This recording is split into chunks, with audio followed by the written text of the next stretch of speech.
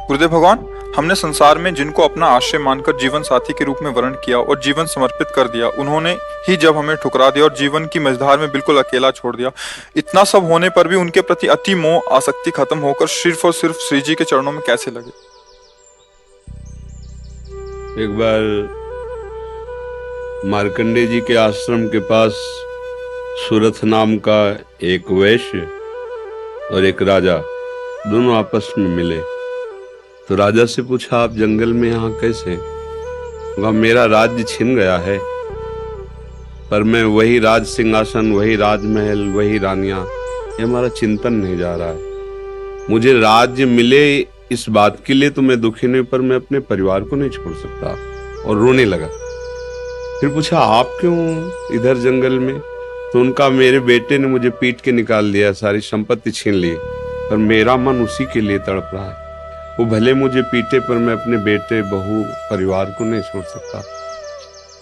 बोले, तो बड़ी विचित्र हम दोनों की दशा है कि वो हमें छोड़ रहे हैं, वो हमें ठुकरा रहे हैं और हम उनके लिए रो रहे हैं, ये क्या है? तो राजा ने कहा, पास में मार्कंडेय जी का आश्रम है, हम लोग उन महापुरुष के पास चलते हैं और अपना निवेदन करते हैं। तो जाके प्रणाम किया और अपनी बात दोनों ने रखी। तो मार्कंडेय जी ने कहा, ये भगवती माया का प्रभाव है। अगर भगवान की ऐसी प्रचंड माया ना हो तो सब परमानंद में मगन हो जाएं। ये माया ही, वो हमें धोखा दे, वो हमें ठुकराए, और हमारा मोह, हमारी ममता उससे बिलग नहीं होती है। अब उससे हटने का एक ही उपाय है, साधन को हरिभजन है, कै सत्संग सहाय। अगर हम सत्संग सुने तो सुनते सुनते बुद्धि पवित्र हो जाती है और फिर निश्चय होने लगता है। आप जिनके लिए रो रहे हैं, जिनकी बुद्धि पावन हुई, उन्होंने तिरस्कार पूर्वक छोड़ दिया। रत्नावती जी, भक्तमाल में चरित्र है, पढ़ लीजिए। रत्नावती जी पूरे रानी के जैसे सुख होते हैं वैसे ही रानी थी, वैसे ही सुख में मगन थी। कोई हरि भक्ति, कोई भजन, कुछ नहीं। और राजा भी अत्यंत प्यार करते थे। पर दासी वो वृंदावन आती थी और संतों का संग करती थी, सत्संग, तो उसके हृदय में गोविंद के चरणों में प्रीति उत्पन्न हो गई। वो रानी के कभी पैर दबा रही होती तो एकदम बोल पड़ती, हा कुंज बिहारी, हा गोविंद। तो रानी सावधान होकर देखती, तू रहती तो मेरे संग है, मेरी निजी दासी, अंग सेवी, ये कौन है कुंज बिहारी, कौन है गोविंद, किससे तू प्यार करती है? आज तक मुझे नहीं बताया। हमारे यहाँ की दासियां तो आजीवन समर्पित अंग सेवी होती हैं, ये क्या? तो मुस्कुरा दे, बोली, महारानी आप अन्यथा मत समझना, ये कोई व्यक्ति नहीं हम जिससे प्यार करते हैं। नहीं नहीं, तू पूरी बात बता दो, मत सुनो, मत सुनो, नहीं किसी काम के नहीं रह जाओगे। और रो पड़े। भगवान का जो प्यार होता है ना हृदय में, वो अलग कोटि का होता है। वो बस मत पूछो, आप मत पूछो। अब तो और आकर्षित हुई, नहीं नहीं आप बताओ ना। तो जब बैठ करके भगवत चर्चा, उनकी रूप माधुरी, गुण माधुरी, अब वो तो इतना उसके हृदय में अच्छा लगा कि पैर दबाने से हटा के सिराने बैठा लिया। देखो तुम अब वहां नहीं, अब यहाँ बैठ के केवल हमें प्रभु की बात सुनाओ। इतना रंग चढ़ा कि हृदय विकल हो, उनका कैसे दर्शन हो सकते हैं? गोविंद के कैसे दर्शन हो सकते हैं? बिहारी जी के कैसे दर्शन हो? तो उनका, महारानी जी एक ही उपाय है, यदि प्रगट में संतों का संग किया जाए तो निश्चित संत सभा में गोविंद छुपे रहते हैं, वो जरूर कृपा करेंगे। तो रानियों कहीं जा तो सकती नहीं, तुम ऐसा करो, बगल में एक भवन तैयार करवाओ संत सेवा के लिए, और संतों को बुलाओ, और हम स्वयं बनाएंगे, संतों को पवाएंगे, उनके श्रीमुख से भगवत चर्चा सुनेंगे। उस समय दिल्ली में बादशाह के समीप विराजमान थे माधो सिंह, उनके पति का नाम था। अब रानी का हुक्म, महल के निर्माण हुआ, पास में संतों, और खिड़की से वो दर्शन करती, फिर सुंदर भोग पधराती, जाके सब संतों को पवाती। ये जब सूचना पहुंची राजा के बाद, बिना हमारे आदेश के संत निवास बन जाना, संतों के बीच में, रानी को ऐसे कोई सहज थोड़ी देख सकता, जाना सब, तो हुक्म कर दिया, बिल्कुल नहीं, संतों के समीप जाना बंद, ये सब बिल्कुल, क्योंकि एक राज मर्यादा होती है ना। और कुछ कठोर शब्द कहे तुरंत नाई को बुलाया, अपना मुंडन कराया और संतों के बीच में बैठ गई। बोले आज से राजअन्न का त्याग। अगर मैं कहीं रानी हूं, कहीं भी किसी भी अंग में, मैं उसे रानी नहीं रहने दूंगी जो मुझे संत और गोविंद से दूर कर दे। कदापि। ये जब सूचना पहुंची को तो मुड़ मुड़ा के बैठ गई। सुन, सोचा ये तो मतलब भारी का भारी अपमान, इससे ज्यादा क्या हो सकता है। अगर मैं मारता हूं तो प्रजा विरोध में हो जाएगी, इसलिए इसको मारना तो है। बोले एक जंगली सिंह लाओ और छोड़ दो, तो संतों को, रानी को, सबको मार डालेगा वो। ऐसा ही किया गया। सैनिकों ने जैसे चारा रख के, बकरा आदि रख करके पिंजड़े में सिंह को बंद करके लाए और दरवाजे पे को, वही दासी जो उनकी गुरु थी, वो आरती की सामान दे रही थी और पूजन की थाल लेकर वो ठाकुर जी का श्रृंगार कर। दासी ने कहा महारानी सिंह, जो ही पिंजरा से खोला गया तो ऐसे मुड़ी, उनका सिंह नहीं नरसिंह भगवान पधारे, थाल लेके। सिंह ऐसे जैसे कोई गाय ना, सीधी गाय हो, ऐसे तिलक लगाया, आरती की, प्रणाम किया। ऐसे सब देखते रह गए। फिर लौटा सिंह को मारी छलांग, तो जो ऊपर बालकनियों में खड़े देख रहे थे ना मान सिंह के आदमी, फाड़ के फेंक दिया और गुर्राता हुआ भाग गया।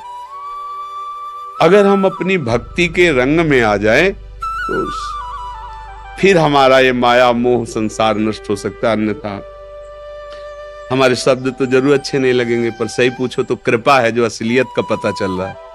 यहाँ कोई किसी से प्यार नहीं करता। अपने सुख स्वार्थ की जब तक पूर्ति लगती है, हमारा मन जब तक राजी है, तब तक हमें आपको प्यारे कहते हैं, अपना प्यारा बना लेते हैं। और जब हमारा मन कहीं और राजी हो गया तो आपकी तरफ देखते नहीं। संसार का ये स्वरूप, पर मेरे प्रभु का ऐसा स्वरूप नहीं है। सबरी मैया कोई ऐसा थोड़ी बहुत रूप ऊंचे कुल की, ऐसा नहीं था। सबर जंगली जातियों में आती है उनमें, लेकिन भगवान की भक्ति से बड़े बड़े ब्रह्म ऋषियों के आश्रम में भगवान नहीं गए, सबरी माता के। भगवान ये सब संसार यही सब देखता है, तुम्हारा रूप, तुम्हारा गुण, तुम उसके काम लायक हो कि नहीं हो। अगर स्वार्थ की पूर्ति लायक नहीं हो तो कोई भी हो, हट जाओ या वो मार डालेगा। संसार का स्वरूप है, कोई न कोई नाटक करके तुम्हें नष्ट कर देगा संसार। लेकिन हमारे भगवान कैसे भी नीच, पतित, अवगुणी, कुरूप, बिल्कुल मूर्ख कैसा भी हो, भगवान उसे अपनी गोद में ले लेते हैं। तो एक ही उपाय है, भगवान के चरणों का आश्रय लेना, वही परम पति हैं। देखो मीरा जी ठसक से कहती, मेरे तो गिरधर गोपाल दूसरा न कोई। और ये कभी धोखेबाज नहीं है, कभी धोखा नहीं। हम सही कहते हैं। अगर हमें जैसे बचपन से लगे रहे ना, हमें बात समझ में नहीं आती ना, तो हम ये जरूर माइक से कहते हैं कि भाई देखो, भक्ति करना ठीक है, पुण्य है, मंगल है, लेकिन हम अपनी छाती की बात कहते हैं। अभी तक कमी हमारी और कृपा उनकी डुबो रही है। बस अगर कहीं कमी है तो हमारी कमी है, उनकी तरफ से कृपा ही कृपा, दुलार ही दुलार है। ये सच्ची मान लो। अगर कोई प्यार करने वाला है तो प्रभु है। आप कहोगे दिखाई नहीं देते हैं, आपने अपने को देखा है क्या? अगर प्रभु से देखने पर ही प्यार करते हो तो आप अपने से प्यार करते हो ना। देखो ना, आप अपने से प्यार, आपने अपने को देखा है क्या? आप तो शरीर को देख रहे हैं, बिना देखे भी आप अपने को बहुत प्यार करते हैं। आप अपने आप को बहुत प्यार करते हैं। अगर ये पता चल जाए कि हाँ कैंसर हो रहा है और आपको क्षति पहुंच जाएगी तो आप यहां से कटवा देंगे। अपने आप से ज्यादा प्यार आप किसी को नहीं करते, टांग कटवा देंगे आप। अगर ऐसा लग जाए कि अपने को बहुत अशांति, जीना मुश्किल है, आप क्या करेंगे, कैसे मुंह दिखाएंगे, तो आप जहर खा लेंगे, फांसी पे चढ़ जाएंगे। मतलब समझिए, पर आपने अपने को देखा नहीं, जाना नहीं, फिर भी आप बहुत प्यार करते हैं। जो कुछ भी प्यार करते हैं अपने लिए करते हैं। अपने आप से बढ़कर आप किसी से प्यार नहीं करते, पर आपने अपने आप को नहीं जाना, तो फिर तुम उन्हीं के अंश हो। जब तुम अपने को नहीं जान पाए, तो जैसे अनजाने में आप अपने से प्यार करते हो, ऐसे ही शुरू कर दो प्यार प्रभु से, और उनके तुम हो, वो सामने आ जाएंगे पक्का। ऐसा नहीं है तो अब विमान से उतरते हैं, दोस्त की तरह मिलते हैं भगवान। पर बस यही है कि जैसे आप कहो कि अब राष्ट्रपति से हाथ मिला के आ रहे, प्रधानमंत्री से हाथ मिला, तो गांव का आदमी से प्रधानमंत्री से तुम कैसे मिल सकते? क्यों नहीं मिल सकते?